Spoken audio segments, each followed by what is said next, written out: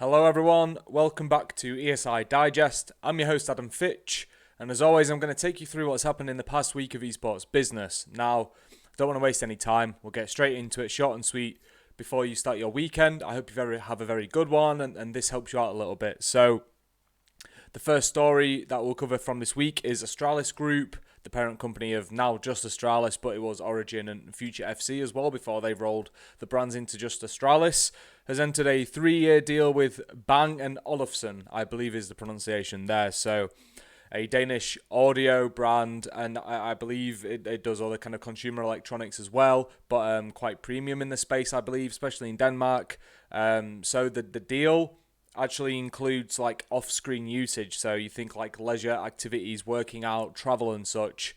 For 3 years the players will exclusively use the products from Bang & Olufsen, and also they will hope to expand help them to expand into the kind of gaming accessory and peripheral market with I don't know, I assume Astralis will provide some sort of insights and such, though there's nothing to suggest right now that this deal will expand and go into actually on-screen usage, whether it's training and scrimming and you know, competing as well or not.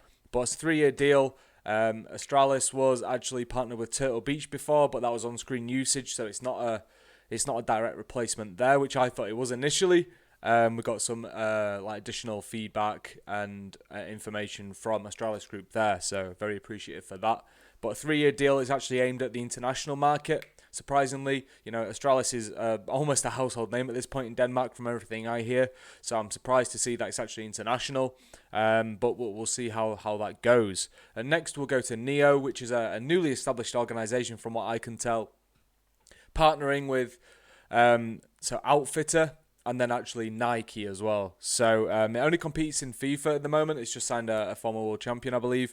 And so Outfitter is a German football and sports apparel retailer, and you know, Nike is Nike, so it'll be like a jersey sponsor. So if you go on the website or go on Neo's Twitter, which I think is like follow Neo GG, you can see pictures of the kit with like the Nike tick, as well as I think it's a jersey sponsor on there as well. Maybe PaySafeCard, I think, was announced on the same day as a partner.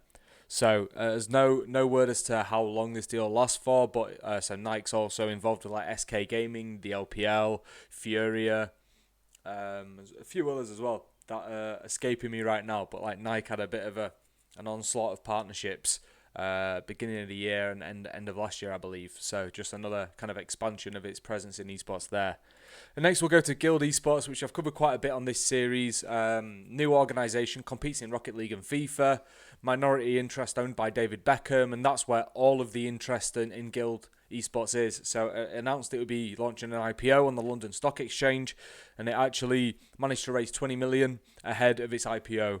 And as of today, it's actually launched and gone live on the exchange and has raised £41.2 million through that initially. But so it actually had an oversubscribed offering of 250 million shares, which were priced at 8 pence at the time of that being announced. And yeah, since it went on to raise £41.2 million initially on the London Stock Exchange. Now, it doesn't have really any tangible assets besides the brand itself, which has not really done much just yet. It's got a middle of the pack Rocket League team, and that's about it really. So it's strange. It's just, to me, it seems like they're really capitalising on the Beckham brand, though I don't think he's done any like public endorsement or ambassador kind of duties for the brand just yet. And to be honest with you, it's through DB Ventures, and I don't even know if he manages that himself. I'm sure he doesn't. So, you know, we may never see him actually bigging up Guild at all. But also, it's capitalising on the kind of inflated hype that's around esports, especially with COVID. Everyone outside of esports is saying esports is incredible without actually looking at the real data. You know, you just go on LinkedIn and see a bunch of crap, and it's like people believe that hype and make judgments based off of that, which you know. So Astralis Group went public, launched an IPO on Nasdaq, and now Guild has done it as well. Simplicity Esports and Gaming Company are looking to do so as well. So we're seeing more and more it's happening with organisations going public, but this is only I think the second instance of it happening, and the first in London as well.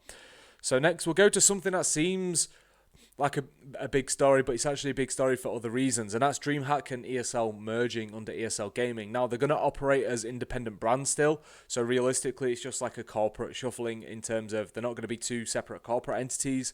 They're going to fall under ESL Gaming. Now, that seems like the big deal, but look, they're going to operate independently still, so it's not like Dreamhack's being absorbed into ESL as such. What's actually happening is, and nothing's really been reported on this yet, but I'm speaking to people behind the scenes, and I've heard plenty on this now, is that, you know, COVID hits hard, and Dreamhack wasn't doing too great anyway, and the tournament business is not ideal for making money by any means, and ESL had like the Huya deal fall through and stuff, you know.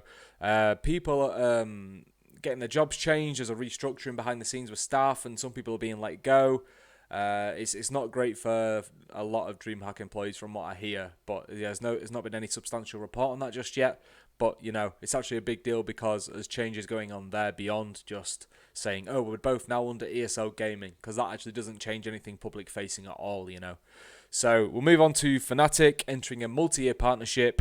They haven't said how many years that is. It's probably 3, with a multinational white goods and electronics manufacturer Hisense. So this is another signal that Fnatic is looking to tap into the Chinese market.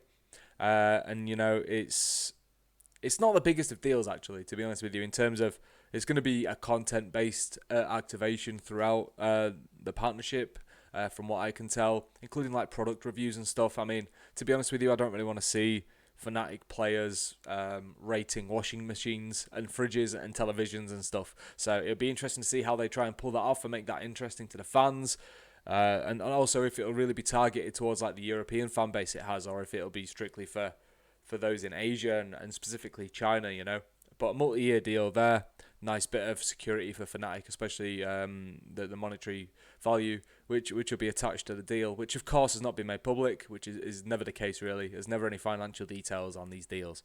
And the last story, David Levy, I think it's Levy though, the former president of Turner and the former CEO of the Brooklyn Nets, has invested in Andbox, which is the ownership group and a brand of its own, but an ownership group which includes New York Excelsior in the Overwatch League and New York Subliners in the Call of Duty League. So how much is that? Probably like 50 mil investment straight there just for getting involved. You know, substantial presence in the franchise leagues, and I think it's got FIFA competitors and content creators under the Andbox brand itself.